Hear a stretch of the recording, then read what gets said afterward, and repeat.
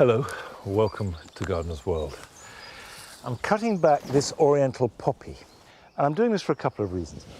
The first is that they have a tendency, particularly the foliage, to die back and then sit on the crown and swamp the surrounding area. And even though the seed heads look lovely, if I cut them back hard, I will get regrowth. And by doing it now, I create a bit of space that I can plant around, and then the light and the air that I'm creating will mean that we'll get regrowth of foliage and sometimes, occasionally, regrowth of flowers too at the back end of summer. But even if we don't get flowers, the foliage, that lovely sort of glaucous, hairy quality to it looks really good and sets off the planting around it. Now, coming up on today's programme. Nick visits a garden offering colour and interest throughout the year where the lawns take a back seat. These beds are just literally the reverse of the way most people approach gardening. Do I want to look at a rectangle of lawn with the plants around the outside? No, this is what I would like to look at. We meet a gardener who is simply in love with all roses. My favourite rose would be Sombroy. You said apocryphy earlier. I did, but I like anything with the name Rose in front of it, if I'm honest. Sue's preparations for Hampton Court go into overdrive as the day of the show draws ever closer. There's one final step today, taking the plants we've chosen and putting them together to see if the combination actually works. I think it looks Happy, amazing. Yeah, happy. I'm really Yeah. happy. And I shall be harvesting my elephant garlic and using the empty bed to plant out some radicchio.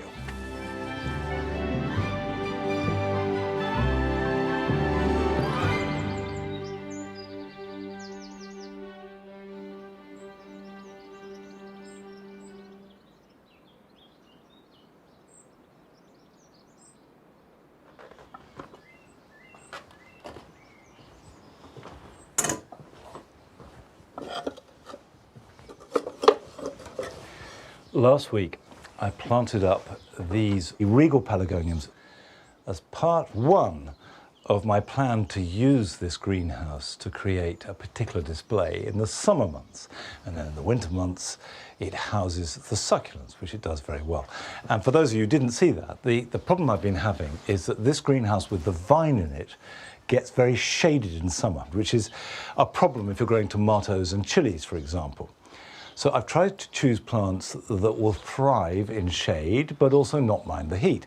And the regal pelargoniums are perfect. Also, they have that lovely cherry plum sort of range of colours.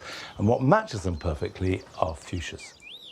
And I went to Gardener's World Live a couple of weeks ago and selected a few rather special ones to add to this project. Now, the first is the one that looks least like a fuchsia. This is Fuchsia arborescens, and you can see that the leaves are rather bigger. The flower head looks like a lilac. It certainly doesn't look like a fuchsia, but it is, and it behaves like a fuchsia. Fuchsias fare best in mild conditions, round about 13, 14, 15 degrees, and for example in here it's now 28. But I've mitigated that by having good draft. So if you're going to grow them in a conservatory or in a greenhouse or even on a windowsill, make sure you can get plenty of fresh air. Now, the second one, which I've chosen, is this because it's got such tiny flowers. It's called cherry pop. And these flowers are full grown. And we think of fuchsias having these voluptuous, great hanging bells of colour. But look at that, absolutely minute, tiny little flowers with vivid foliage and then masses of flower. This remains delicate and yet really striking. So I'm certainly going to pot that one up. And I chose a couple more.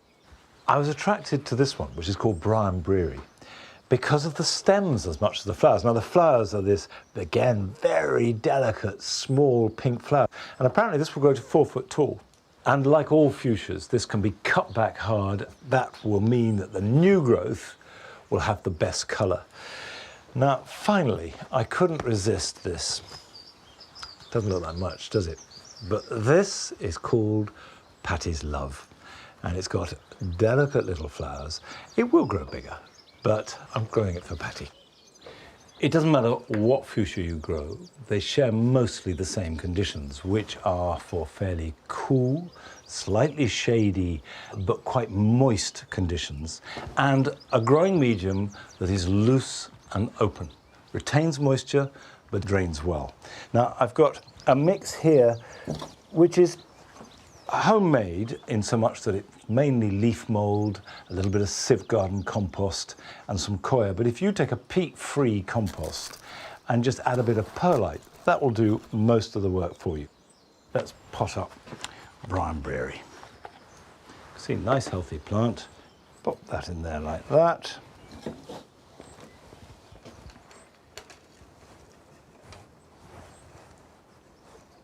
So there we are, that's Briarberry. Now, I will pot these up, but I've also bought some less unusual ones. This is a fuchsia called Bella. And what makes it slightly different to some fuchsias is that the plants face upwards more than they droop. So you can look down on them and enjoy them. And I've got a pot, which I think they'll look really good in.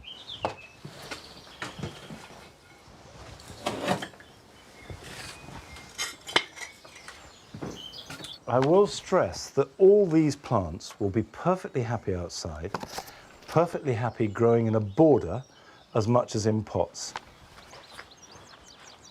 3 and 4.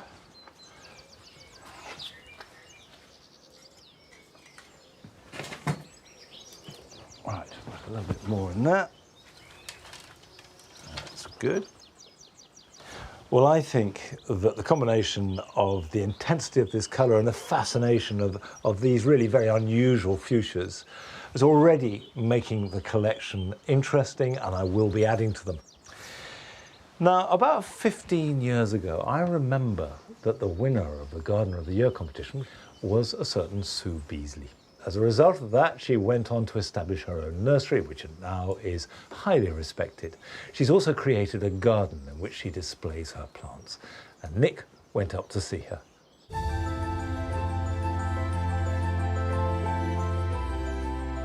If you dream of a garden full of colour and interest year-round, you'd be hard-pressed to find a better one than this.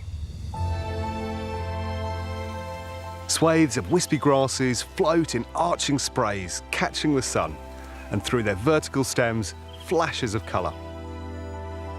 Sue Beasley is an award-winning nurserywoman specialising in perennials. Back in 2007, she started designing this naturalistic garden, playing with drifts of these hard-working stunners.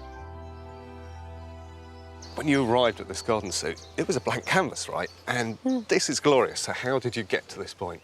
The first project I did was these 2 big square borders.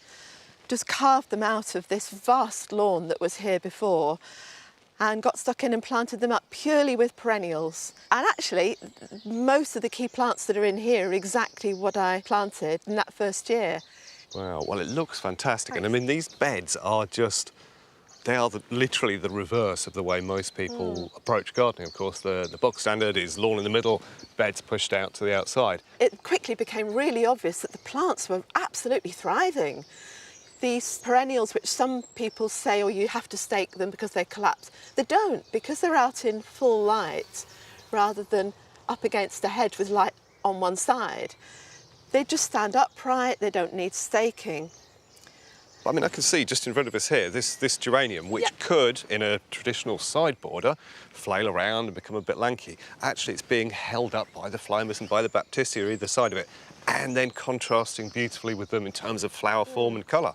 So it's perfect. And the lovely thing about growing the plants in the open, quite apart from the fact of what the plants themselves do, is it gives us the option to walk round and see all these different combinations and see them with different lights behind them at different times of day. For a lot of people, they feel, well, that's fine, Sue, you've got a big garden, you can do that. Well, this border in front of me is 10 metres by 10 metres. It's quite a typical back garden size. So if I was standing here at my future kitchen window, do I want to look at a rectangle of lawn with the plants around the outside? No, this is what I would like to look at. And I am now an absolute advocate of put the paths round the outside, put the plants in the middle, in effect turning the standard model of a English back garden, if you want to look at that, on its head. There's a real practical element to this garden, and one of the gardening principles I'm most passionate about is successional planting. And I can see immediately that Sue is a like-minded soul. So this is our entrance border. It's one of the first things people see when they walk into the gardens. So to me, it's just really important that they look good for the whole season long. I mean, I can see down here at the front of the border, there's Brunnera, which of course is doing its thing in spring. Yes. There's Gelenia flowering beautifully here, but you've got a whole load more to come, right? Well, that's right. So this is a plant that the flowering's finishing now, but it's a wonderful plant. It's a form of honesty. And in spring, it's got these mounds of really scented white flowers. And then later in the season, there'll be these wonderful pointed seed pods. And obviously this Thalictrum, it's a May, June flowering form, which, as you can see, the bees love it. But then still to come, we've got these Actaeas. They'll have these superb unfurling stems, which of course, again, the bees love. So, I mean, this border is basically north-facing, which is something that most gardeners see as a real challenge. It's slightly northeast facing, so it does get the morning sun. If what you've got is an east or northeast facing border, a lot of plants really like that slightly softer light. Actually, these plants are really thriving with just that little bit of dappled shade and just that bit of sunlight in the morning. But it's not just successional planting that Sue's used so effectively. If you want a garden to deliver every day of the year, you need plants that work with you. This Phlomis is a truly year-round perennial. Right now, it looks fantastic. It's got these sort of primrose yellow flowers arranged in whorls up the stem, and it's absolutely covered in pollinators. And these will last for a couple of months or so through summer. And going into autumn, it loses its leaves, but it holds on to these stems and to the old flower whorls, and they just get better and better as you go into winter. They get gradually darker, so they show up against the snow, and they come with an extra bonus. These old flower whorls hold on to seeds, so they provide food for birds, and they also provide hiding places for lots of overwintering pollinators. As well as the structured formal areas, there's one part of the garden with a much looser, wild feel. But, as ever, there's a huge amount of planning that's gone on here under the surface. So we've been looking at the glorious long flowering perennials in your borders, but actually, as a meadow, this is equally long flowering, right? Yeah, it was just plain lawn about 10 years ago, and it was just sown from seed on, sort of stripped the turf off and just sowed it, and it has worked out really well. And so these are all native British plants. I mean, I'm noting an absolutely key species in here, which is the yellow rattle, which of course parasitises the grass roots, right, and kind of keeps the grass suppressed so the floral species can come through. That's right. We can always tell where the yellow rattle is even from a distance because the grass is so much shorter. And I'm noticing just over there, Geranium pratense. And I mean, if you want to cheat a meadow, something I've done in the past is to allow an area of lawn to run wild and then slot in potted perennial plants that naturally grow in meadows. And of course, this is one of our natives. It naturally grows in this environment and it looks great. It does look great. I have to tell you that I didn't drop that one in for effect. That has just arrived naturally from seed around. And that's what happens with meadows, isn't it? They evolve themselves once they've been given a chance to get started.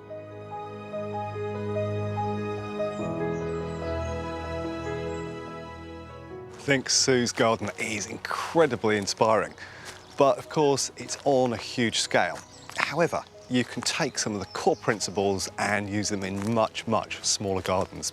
So if you aim for succession, in other words, a series of plants which will flower before and after each other, if you go for long flowering perennials, and finally, how about reversing your garden and putting the planting in the centre? With all of those things combined, it's absolutely possible to have colour and interest across the year in your garden.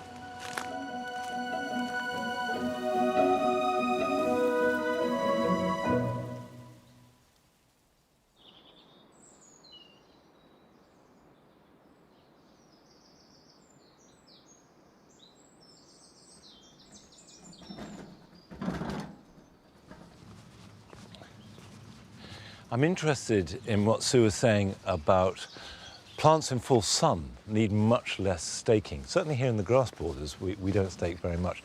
Although we do find that with our heavy clay and high rainfall, the lush growth inevitably does need some support, whether it's in full sun or not.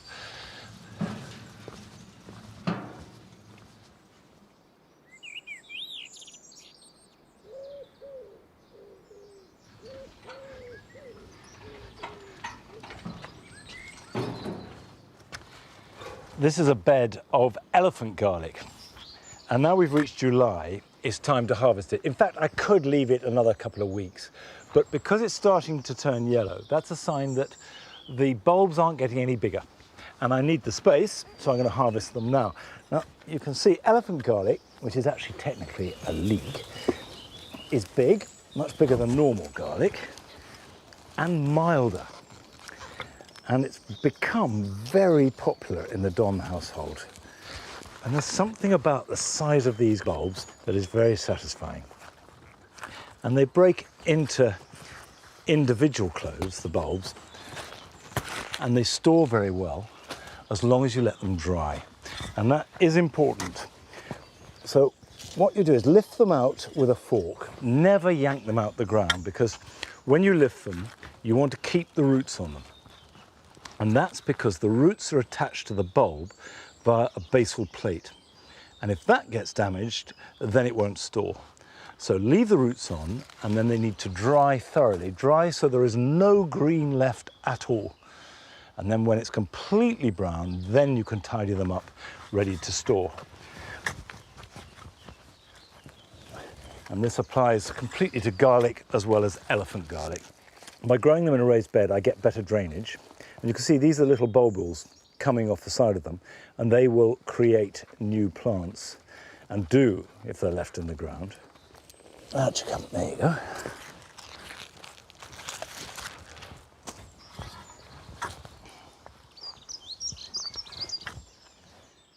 These now need to dry out. Now, if I didn't need this bed, and if I knew it was going to be dry for the next week, I'd just spread them out on the surface and they're dry in the sun. However, there is rain forecasts in a couple of days' time, and also I found that the greenhouse at this time of year is at its emptiest. So that's why I'm going to take them. And then I'm going to get some compost to dress this bed, reinvigorate it, ready for planting out the radicchio. But before we do that, it's time to visit the first of your gardens this week, which is in Surrey.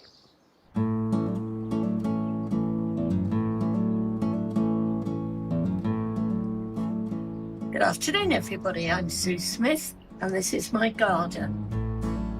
I've had 3 gardens in my married life, 50 years. First was chalk, second sand, and this one, very, very heavy clay. But over the years, we've got grit and compost, and now I think it's looking pretty good.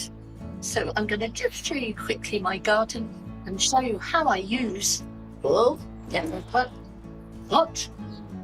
I use these clippers. They're very good.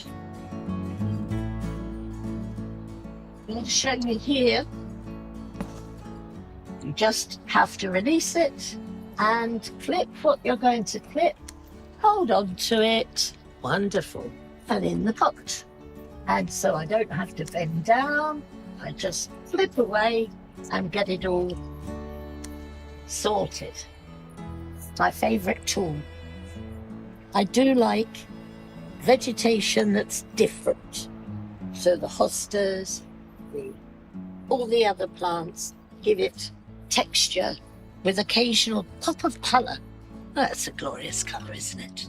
Anyway, this is my garden. Thank you for coming and watching with me.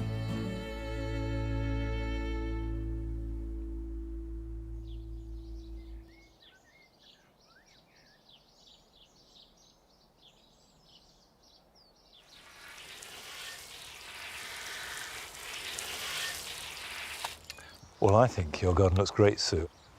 Now, I have spread the compost, worked it in, planted out the radicchio. Now, the life cycle of this is that I sowed this about 6 weeks ago. They will now grow in this bed and develop lots of green foliage. And then gradually I'll remove that and it will be replaced by the tight red and white hearts that are so delicious.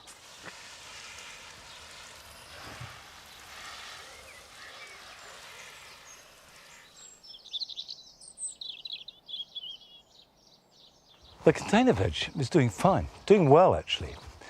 You can see that we've been eating the oak leaf lettuce. It's regrowing. That's the beauty of these cut and come again varieties. You cut them and this is regrowth, there's regrowth evident there, so you get at least 2 pickings. Whereas on something like the cos lettuce, that won't regrow, so I need to harvest that. It's good to harvest it. Grow it, eat it, sow some more, keep it turning over. So that will be next to be harvested. But look at the courgette. This is a variety called Defender. It's growing strongly, it's happy, and the critical thing is developing lots of flowers, which in turn are developing fruits. Now, when they're flowering, that is when it's most effective to water them. So if you see the flowers, give them plenty of goodness. The tomatoes, which we're doing this trial with, of different types of grow bags, a bit early to say which is doing best, but they're all looking pretty healthy. And I'm supporting them using this system here, which was a homemade clothes rail, which wasn't very good because when I put the clothes on, it fell over. So that got put to one side and has sat outside a barn for the last 2 years or so. And suddenly in the middle of the night, I thought, I know what I can use that for. So that is good. We can tie the canes on and these are supported. Now, at this stage of the year, it is really important with cordon tomatoes to remove the side shoots. These are the shoots that grow at 45 degrees between the stem, and here's a good example, there's the stem, there's a leaf, and there is a side shoot growing out at an angle. And because they're at 45 degrees, they're very vigorous. And they do bear fruit, but not so much as the shoots that come off the main stem. So what they do is they basically take vigor from the plant, and you can just pinch them out like that. And if you do that regularly, they never get too big, and the plant puts all its energy into growing nice and tall with really good trusses of fruit. And you can see they are beginning to form. We are getting some fruit here. Now, at this stage of the year, it's getting a bit late to sow seed for some things. If you want to grow leeks, for example, the moment has really passed to get a decent crop, certainly this autumn. However, garden centres do sell quite a lot of different veg, and I've got some leeks here. What I'm going to do is to break them up and plant them individually in a larger pot. I've got a recycled, quite large pot because we want some depth for these, and I've added some garden compost to my normal peat-free potting compost, so there's extra goodness. Now, if I take some out, if I just push on there we go. There we go. So we'll break these up, so tease them apart, that's it. And then just plant them in little clumps. And I'm planting them quite deep because what goes underground will blanch, which means that the green will turn white, and that's much sweeter to eat. So I could just pop that in like that, which is why a deeper container is a good idea. Very important to keep leeks well watered, but they're no trouble. So leave these and they should be ready to harvest somewhere between September and January. These are a really hardy vegetable, so great for leaving in the ground over winter. But let's not talk about midwinter when we've got summer around us, and we should be enjoying the very best of it while we can. So we went to visit Sheena Poo in her garden in Somerset, where she positively revels in roses.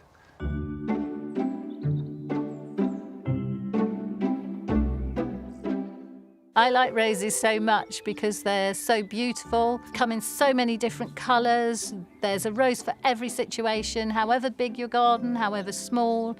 They're romantic. What more can I say? I just couldn't live without them.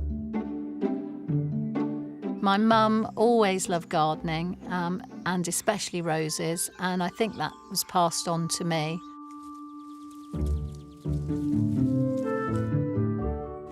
pretty rose in my front garden, which is a deep pink centifolia, which you can see in this bouquet, came from my grandmother's garden. And then my mother took a cutting and that transferred to her garden. And when she died, I had to take that with me. And that moved twice now, and it's now here in my front garden. It's got the most glorious scent, and it's one of my absolute favourites.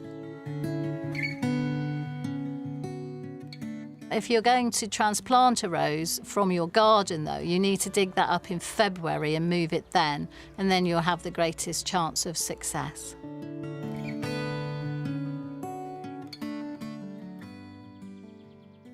My garden measures approximately 8 metres by 7 metres, and I've got roses growing all around. There's roughly 33 in the back garden, so if I can grow roses, anybody can. I love this rose. It's called Rural England. It's a small rambler and it's great for a smaller garden. If you deadhead it, it will flower all summer long. It's a great doer. I planted Rural England in this part of the garden because I think it links beautifully into the wider landscape beyond.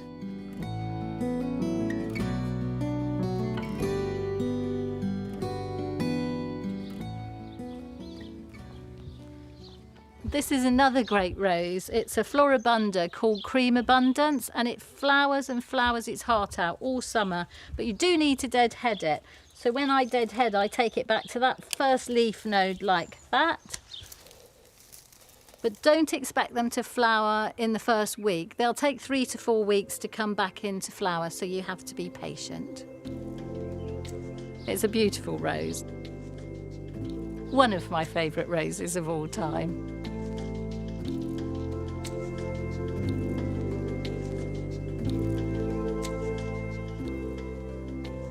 I love this old rose because it has the most beautiful carmine pink flowers that are open. The bees love it. It has a lovely form. The foliage is really healthy. It's called officinalis, or the apothecary's rose. It was used in ancient times. They used to extract the essence from it for medicinal purposes. It never gets black spot. It's a beautiful, beautiful colour, and it's got a beautiful myrrh scent. Another thing I really love about this rose is the archetypal rosebud. It's so pretty. It has such a special moment in time. Officinalis, or the apothecary's rose, is my favourite rose of all time. I think with roses, you need to try them out. I mean, my garden here is only 7 years old, so it's amazing what can be achieved in a short space of time. You have to be a little bit patient with them. They sometimes take a while to get going, but never be afraid to try. This lovely rose is called Raubrita. It's instantly recognisable by its globular flowers with deep centres and pale pink reverse. It almost looks like a small peony, flowers all summer long. Normally it would have a lax habit, but given a support, it will grow into this beautiful shrub shape. I mulch my roses well in early spring, sort of end of February to the beginning of March, with a mushroom stroke horse manure based compost. I don't water my roses in normal time, but in really hot weather I water them every 3 days. And I never spray my roses because I don't like to hurt the beneficial insects and the bees. They just take their chance and get on with it.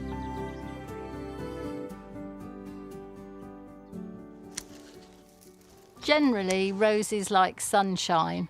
There are roses that tolerate shade, but they need light and space to be happy.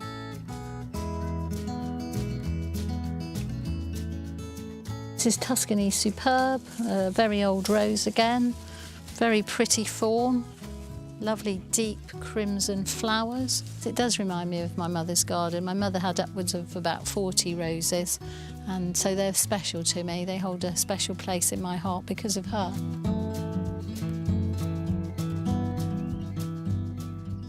This lovely rose is Zephyrin Druin. It's a great climber. It has a wonderful scent. It has a lovely open flower. You can see that the stems are virtually thornless. You do have to deadhead it because it's a repeat flowerer, so it keeps going all summer. It will flower in the shade and in the full sun, so it's a rose really worth growing. My favourite rose of all time would be Sombroy. It's a climbing hybrid tea, and the rose is just such a beautiful form and scent, and it looks like scrunched up tissue paper.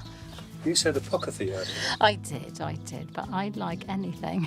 I like anything with the name Rose in front of it, if I'm honest. They're all beautiful, and it's like choosing between your children, isn't it?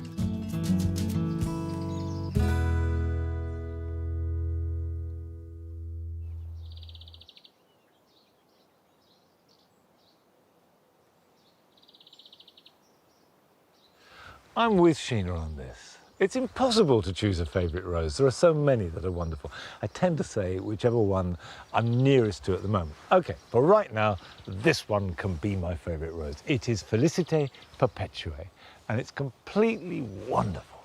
It's got these little pink buds that open out into ruffled pom-poms of white flower, a mass of them, that started about a week ago and will continue for maybe another 10 days if I'm lucky. So a maximum of 3 weeks of glory, and that's it. That's its performance for the year. And the fact that it's limited actually makes it more precious to me. Now, this is a classic rambler rose. Ramblers tend to have a mass of smaller flowers.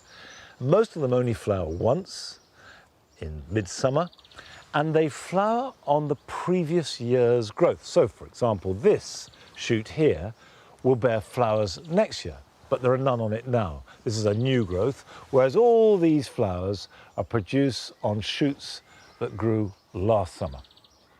Whereas climbers form their flowers on new growth, which means that you can prune climbers quite happily as late as March, and they will flower perfectly well that summer. Whereas ramblers should be pruned immediately after flowering, any time from July to August, depending which rambler it is. Now, still to come on today's programme. We catch up with Sue as she makes her final preparations for her first show garden at Hampton Court. For a show garden, every plant has to be in tip-top condition. I want to know how to keep them that way on the long journey to the showground. Big click. Oh, wow. And that's it done. So much quicker than tying everything on with individual string. Which is what I've been doing. And I'll be getting my waders on, because it's time to start clearing some space in the pond.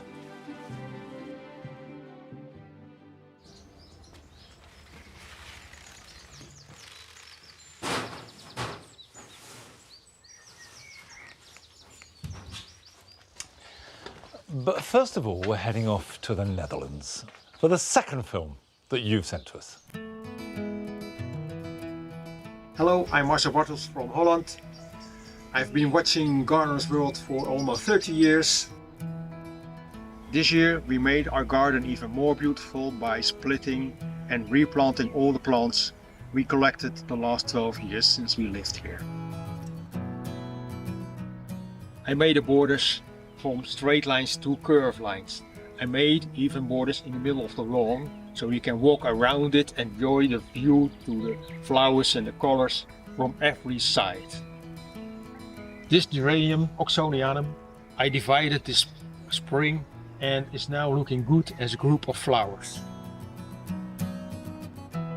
I made this year a bath for the birds, and I made it from some old materials like this old planter, some blocks of wood and some stones to make it look better.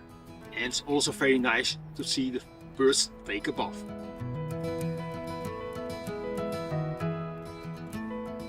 So this is my passion, this is my world.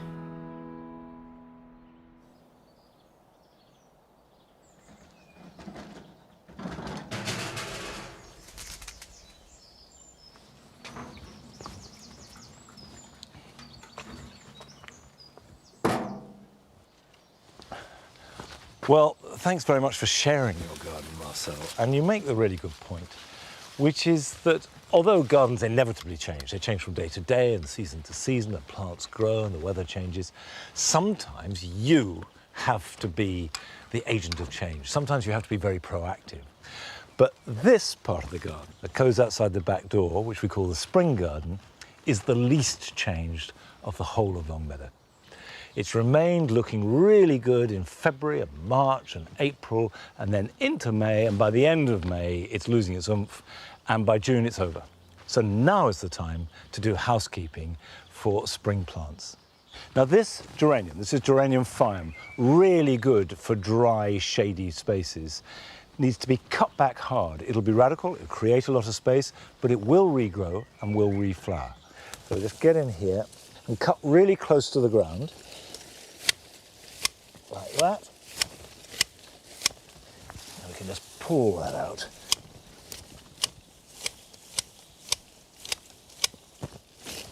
This is not something you can do in a hurry, because there are plants here like hellebores, telema, tayarella, that you don't want to cut back. So you just have to do it plant by plant in a sort of steady way. There's something very satisfying about seeing it as a process. So this needs to come in here. This is cow parsley. Now, I love cow parsley and I never want to get rid of it. But all of this I need to pull up or at very least cut back. It's an annual. The seeds have fallen or are falling. We know there will be lots of cow parsley next year. We've never been without it. So I'll cut this back. There we go.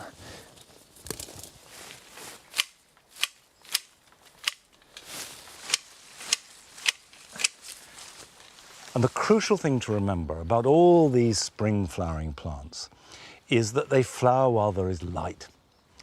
And because they're under the cover of deciduous trees, by the end of April and certainly into May, they put on a lot of leaf and it's getting very dark. And now the shade here is really deep.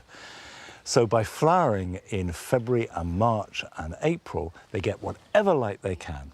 And then when the shade is at its deepest, they go dormant. And if in July you can get it all cleared and let it rest, just leave it alone, that's fine. Then in August you start to get that growth underground, and late August and September are really good months for planting in a spring garden, and that's what I'll be doing when we reach there. Now, over the last few months, Sue has been preparing for her first show garden, ready for Hampton Court Flower Show, and we join her as she reaches the final stages. Since looking at how the structural and artistic elements of the garden have been coming along, I've been incredibly busy starting to really pull the planting together. I visited RHS Malvern, taking inspiration from other show gardens, but it might have only added to my nerves. I'm in a complete panic. They're so good, and I just don't think I can get to this standard. And I want to leave the country and hide somewhere until it's all over. Since then, I've been seriously ramping up my efforts, acquiring fruit trees, which are in my design, and tending the plants I'm growing at home, with mixed results. But the bulk of my plants are coming from farmyard nurseries in Carmarthenshire. It's a big day for me today. I'm coming to see the plants growing for my design. It all rests in the planting, and I'm eager to see my ideas being realised. Luckily, I'm in the capable hands of Richard, who's been involved in growing plants for plenty of Chelsea gardens and can give me his expert advice on how to get the timing right so the plants will be show perfect for my garden at Hampton Court. I'm starting by showing Richard what I've grown at home myself. You can see the difference between amateur and professional here with my Echinops. It's got some browning of the leaves and it's not as healthy looking as yours. What can we do about that? That's no problem. We'll just put it in a bigger pot and we'll pot it up into some new compost and we'll give it a bit of feed and then we'll put in one of the polytunnels and it'll be fine. And what will we do about the leaves if they're still brown? Hide them. Hide them. Yeah, we'll just hide them away. Hopefully the new ones will grow out quite nicely and they're quite low down, so there shouldn't be a problem. Oh, great, that's great. Yeah. Well, then my next issue is my Swan River daisies, or Brachyscum. Mine are all a bit weedy looking compared to yours. Right. So what do you think we can do to make these look a bit better? So we're going to have a little bit of difficulty with those because what we've got to try and do is make them bush out a little bit more and make them a little bit more like these. So what we can do, we can sort of preempt it and we can put 3 in a pot. We'll pop them on into some new compost. We'll give them a little bit of food and then we'll trim the flowers off of them because there's a lot of energy goes into the flowers. And then hopefully in a month's time, they'll be looking a little bit more like this. Toes crossed on that one. Now this is my foxtail lily and it's looking very sad, but then this is your foxtail lily and it's flowering now and it's not, may I say, looking like the catalogue shows it to be. No. When you said foxtail lilies, I thought it was sort of fills you with dread. Timing is absolutely crucial. And they only have 1 flower. So if you get that wrong, you've had it. Unlike these echinops, which are hopefully in the right condition. You can feel the flower bud in the top of them. We've got another month to go and the timing should be just right. Obviously they need watering and I'm worried about over-watering them. I'm doing it just once a day. Is that right? Yeah, once a day should be fine. Just keep your eyes on the weather. If it's really hot and sunny, then in the morning and in the evening. Evening watering is really good because it gets a chance to soak in overnight then. Right. Give them everything they need. Everything they need, right. Tender loving care. The rules for show gardens are that I can change my brief up to 6 weeks before the event, but I have to stick within the main themes that I've already submitted. Like plants that are soft to the touch, are easily maintained and have a long flowering period. The planting must include daisies, fruit trees and herbs. The RHS like to have shrubs and perennials, and I didn't really want to do that because my brief is about it being easy to do for people with dexterity issues and weaker grip. But I thought I'd have a go at shrubs and I chose these willows for their foliage. Unfortunately, some of them have got burnt. Part of my brief is that I'm choosing plants that I can just cut with secateurs or scissors, and these stems are really beginning to thicken up, and as they develop, they'd be too difficult for me. So I feel confident that I'm going to stick with what's good for me, and they're not going to be in the show. But these really fulfill my brief. These can be cut with secateurs and they're beautifully soft, and I've mentioned the fact that I want plants to caress the skin, not because I have to get so close to sort of be scratchy or anything. So these are going to go in my herb border, these beautiful fennel. For a show garden, every plant has to be in tip-top condition. Any variants, brown edges or saggy stems, just won't be acceptable for the judges. I want to know how to keep them that way on the long journey to the showground. So there's a couple of ways we can do it. The first way is for staking them. And we've got this tool here, which takes a lot of time out of how we stake things. And it's as simple as that. Little click, put him round the cane, big click. Oh, and wow. that's it done. So much quicker than tying everything on with individual string. Which is what I've been doing. Yes. So when we get there, we're not going to keep those on, are we? No, so when we get there, we'll cut the tape, pull the cane out, and everything will be perfectly upright and good to go. If we move on to a sort of more spreading type of plant, how would you recommend that we transport those? Well, these are even more difficult than these, believe it or not, because what happens is the branches all get tangled up in the flowers. So we've got these little cages, and they're simplicity themselves. What do? You put it on the floor, you drop your plant inside them, and you just pull them up till they click into place. That is easy. God, I can see how well protected and easy to carry. And what you can do, you can stack these close together now. Right, I'm just going to see, because these will solve problems for me transporting my plants, so let's just see if I can do it. It looks pretty okay. So I pop them in.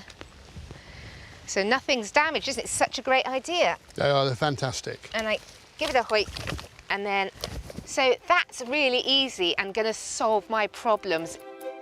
And these baskets can be used again after the show in my own garden or back here at the nursery. There's one final step today, taking the plants we've chosen and putting them together to see if the combination actually works.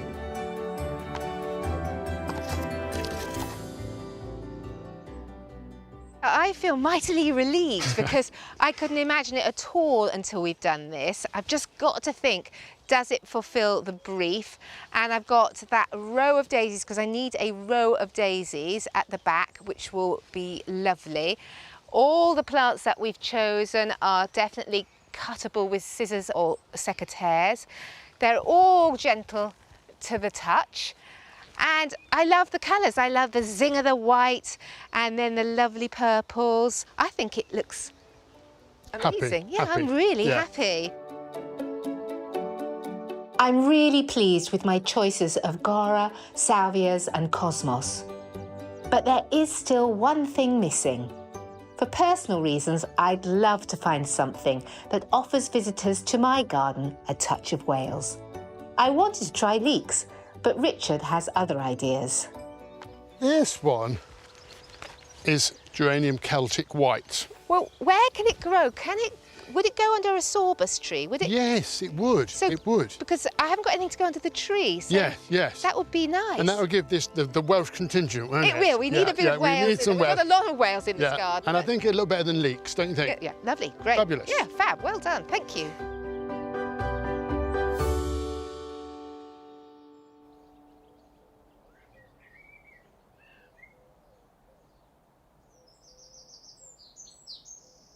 Well, it is Hampton Court Flower Show next week. So if you go along, you'll see Sue's garden. And if you can't get there, we'll be covering it. So we'll all get a chance to enjoy it in its finished state. And good luck with the last stages, Sue. In the damp garden, I've spent a lot of this spring focusing on the outside areas, the bits around the edge of the pond. And it's going well. We've got lots of lush foliage from the rheum and the hostas and the damara. Now we're starting to get some colour. The persicaria has got these white plumes of flower. We've got the yellow of the lysimachia. The candelabra primrose are flowering, and they will get much better as they get bigger. Now, I'm struggling with this extremely ungainly pair of waders because it's time now to give some attention to the pond itself. And the key thing that I need to attend to is the yellow flag, Iris pseudochorus, which, although I love because it's beautiful and great for wildlife, it can be very invasive. So I need to get into the pond and get to work.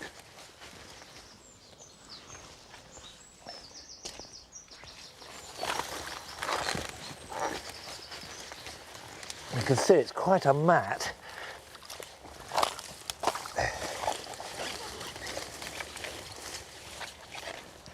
Now, I would stress that I love the flowers of these. Bright yellow, fleur-de-lis. And this sort of really brilliant display that you get at the sort of beginning and middle of June. It's wonderful, and I wouldn't want to be without it. So it's a question of controlling it and cutting it back a bit rather than getting rid of it. I don't see it as a weed. I see it as a glorious plant that I'm very happy to have in my pond. But like some other glorious plants, it can become invasive. Now, when you take anything out of the water, and I mean anything at all, whether it's algae or a large plant, don't put it straight into a wheelbarrow or a container to take to the compost heap, because there may well be little creatures in amongst it. So you put them on the edge and leave it for 24 hours so that dragonfly nymphs, water beetles, any little creature can crawl back into the water. The truth is, I'm aware that by cutting them, they will regrow. The only way to get rid of it is to pull out the rhizome, which is in there. Can you see all those roots? If I want to reduce it substantially, I need to cut that back.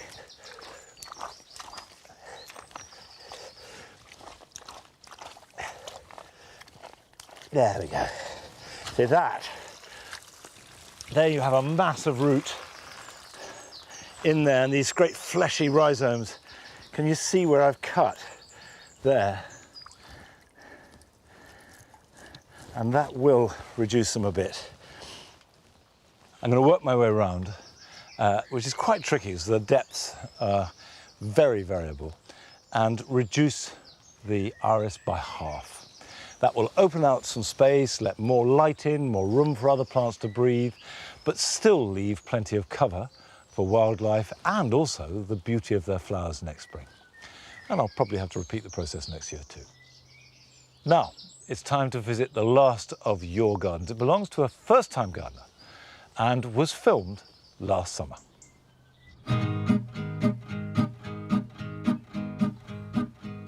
Hello, I'm Marie-Claude and I live in Manchester in the city centre.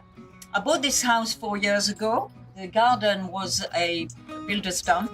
I had never lived in a house. I always lived in flats, so I didn't know what to do with the garden. I asked my husband if he wanted to do some digging. He said yes, okay, so fortunately. Sometimes I'm raked in as a free labourer, digging and stuff and pruning.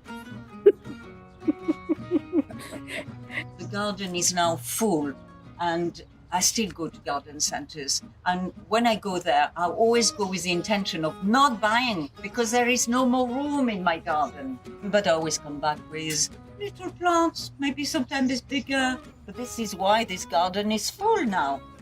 When I designed my garden, I wanted to have islands with different plants in them and pathways. I have grandchildren and I thought that would be nice and playful for them to walk between the plants. I'm quite happy with the design. It started 4 years ago on paper and I still have the same design. It's just more full, that's all. I planted some fruit trees and they were that high when I bought them. Look at them now. They are the apples from my apple tree. And I'm going to make a crumble for you tonight. I hope you enjoyed following me in my garden. Gardening has been a pleasure for me and become a passion. And even if you're a beginner like me, you can still enjoy it. So I encourage you to do it. Cheers.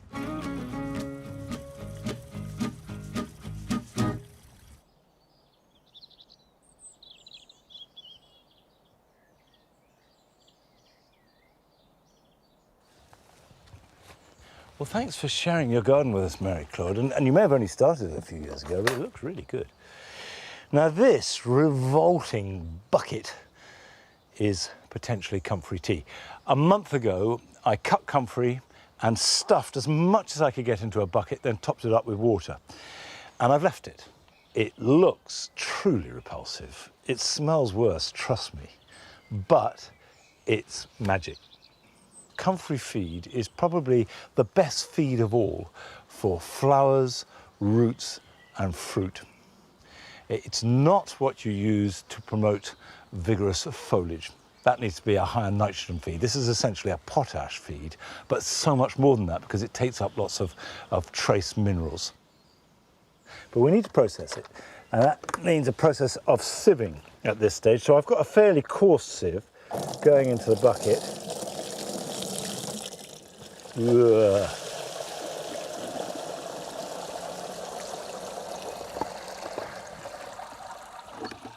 Okay, well, we'll put this back in here now. And that can go on the compost heap.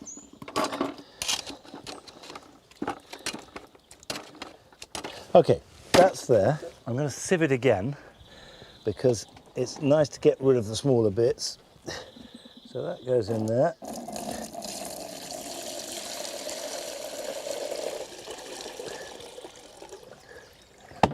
Right, we'll tip that out into there.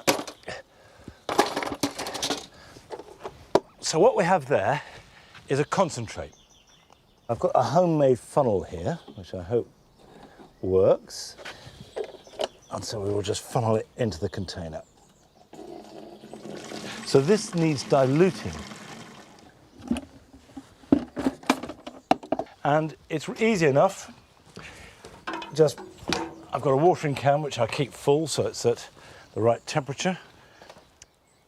Then it's simply a case of adding the comfrey concentrate so that it's approximately 1 part comfrey to 20 parts water.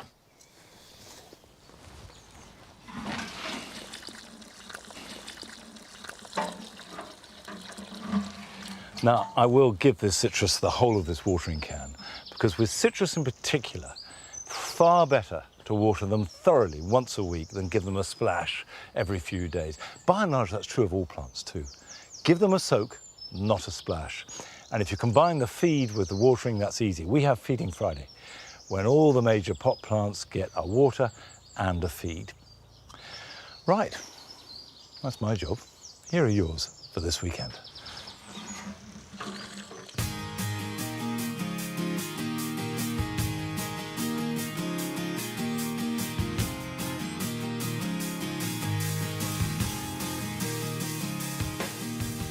Soft fruit, like these Morello cherries, are ripening fast, but the birds often get to them before they're ready to be picked. So it's a good idea to put up temporary protection in the shape of netting to keep the birds off so that they have a chance to ripen properly and you can enjoy them before they do.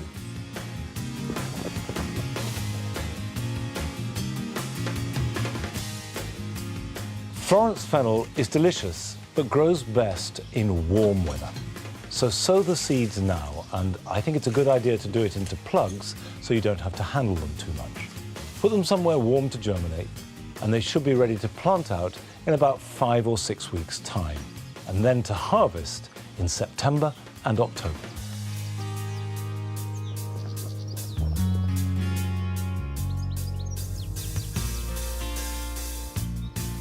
The best time to water plants is always in the evening, but on a hot summer's day, greenhouses can get very hot indeed, and it's a good idea to cool them down by watering the floor. Give them a liberal soaking, and this will not only cool the temperature, but also increase the humidity, both of which will be good for your plants.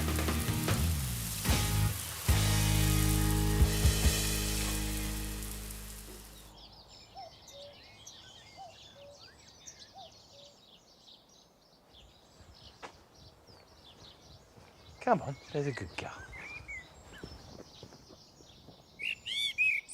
Throughout the year, we try and share with you as much horticultural advice, wisdom, experience, sometimes some failings, as we possibly can, so you can make your gardens as good as they can be.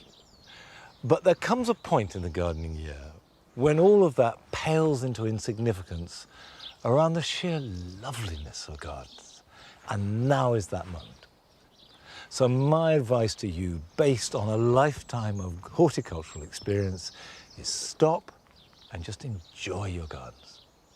Give yourself to them and let the garden give itself to you in all its summertime glory.